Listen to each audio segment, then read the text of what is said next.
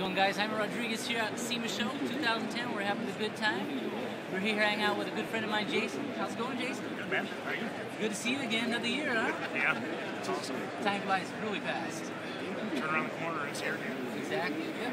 He's a very talented airbrush artist, and I had the opportunity of meeting him I think it was the last year. 2 years ago. 2 years ago, yep. Very stylized artwork, very original, and when it comes to, the kind of work I like is identity, something that you can look at it and say, I know who did that, and Jason does an excellent job of doing that. Yep, you go to his website, where can we see your work at? RedhouseCustomPaint.com. Plenty of stuff that I've done over the years, and give you some pretty good links to a bunch of my friends and things like that. So. Right, yeah, it's a cool site, got some good look, and I think you keep it up pretty current up to date, right? I try to, yeah, when we're not in, traveling. Do you do the Facebook thing too? Yes, I do. Okay, cool. So Red House. It's actually under Jason S. Jewett. Oh, great. So. Yeah, you guys get a chance. Really clean artwork, good use of color, very well-rounded stuff. But you guys know why I do these videos, inspirationals and information. What we're going to ask Jason here is, what kind of rules guide your thought process as you're doing the work of art? Well, as far as, it's really, I do a lot of making sure that all my composition is straight first. Okay. I'll do a lot of things, I'll actually do things in Photoshop sometimes and actually line them out to how I want them, and then kind of go off of that as opposed to, airbrushing some things out and realizing I'm going to start over. And I really won't use it as a tracing template or anything like that, but it'll give me a good subject to work from. Oh, absolutely. Otherwise, I'm just shooting from it. Exactly. Which is a lot of work. So foundation first. Yeah. Give you an outline, a guideline to go for. It helps out a lot, saves a lot of time. Messing with, composition, trying to figure out where you're going to put things. And if it's, a time-sensitive project or something that's, a lot of money involved or a lot of time involved, you want to make sure it's as easy as possible and use the tools you got.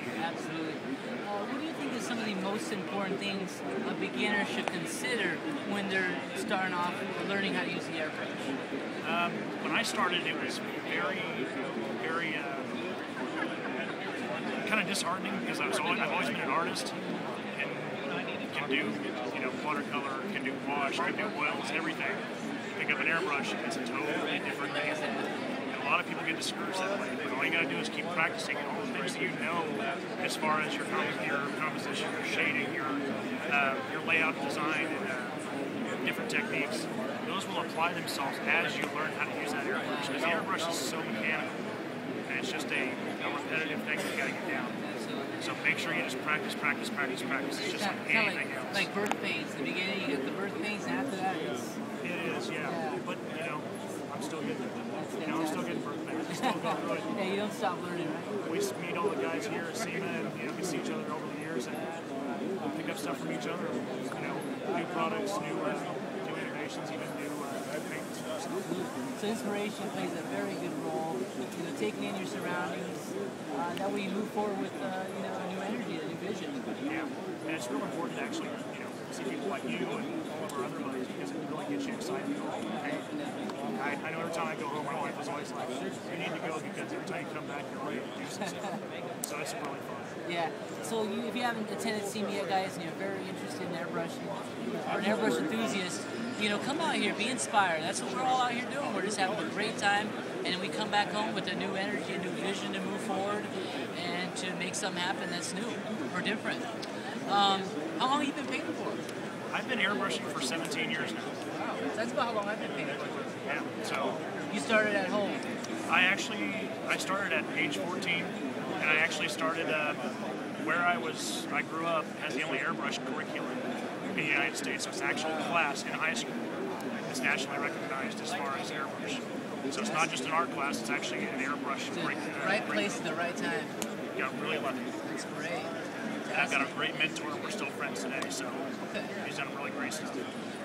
What are getting back to the points, the rules, what things have kind of stuck with you throughout the years that you still apply to yourself in regards to, bettering yourself as an airbrush artist or, just taking it to a new level? Is there anything that you can say that you're constantly doing that you started in the beginning? As far as technique and things like that, there's not a whole lot that I can really get inspired from. Really being here and being around as many artists as I possibly can.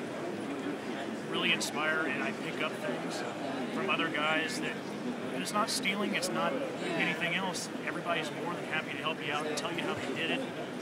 And it makes you feel so good when you learn how they did that step. And then you'll learn something, they'll pick it up off of you, and it just goes back and forth. So it's pretty much staying close to the pool of knowledge. Yeah. Pretty much. It is. You know, I mean, you got to go out and look for your own stuff too. Yeah.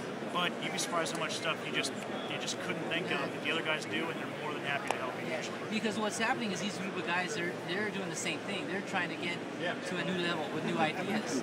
And so everyone is kind of maximizing that because we're all together doing the same thing, learning off each other, staying in the scene, and that's kind of what you're saying. It makes all of us better. Like, no person really goes in front of the other person. Just one person moves forward, the other person moves forward. Everybody just is in this line that keeps moving forward. And as long as we can keep that going and keep, you know, I wouldn't say the ego's down because there's not a whole lot of that, but it's hard to get. It's easy to get caught up in that, but there's really not a whole lot of it. It's really just if you ask. I know you are more than helpful. I've bounced some stuff off of you, and we looked at each other's artwork and stuff like that. It's really cool not having to feel like, you know, should I ask this person or whatever, because, you know, it's kind of like gold leaf and things like that. Those are kind of dying off. Yeah. Because a lot of the old masters are, you know, kind of going away or, you know, moving on. And if we don't teach it to the next people, you know, it's going to be hard to pick that stuff up. No, I agree. Fantastic. You got to dig up stuff and figure out how to do it. Yeah. So, one thing I like to kind of point out that he said was, you know, don't be directly stealing ideas off the other artist, but just, you know, kind of picking up a little and then applying what you know to that little technique or that style. But, you know, we never move forward creatively if we're constantly ripping each other off. You know, we just got to take that, adjust it, be creative in our own little way, and then move forward with that. Would you agree with that? Yeah, and I'm not really talking about doing the same things, like the same type of subject matter or things like that. It's usually the things that I know you and I notice are the little tiny brush strokes that we just that little thing in the middle of the piece. And I was like, man, that's the one thing I haven't been doing. And it turns a whole piece into another. Or maybe a certain kind of light. Or one thing I really picked up was the indirect lighting. So like a blue light at the bottom, I didn't copy anybody.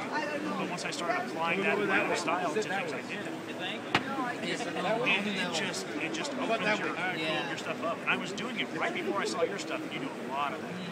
And I was like, that's how it can look. You know, it brings everybody together. But if you looked at mine and yours, not the same. Exactly.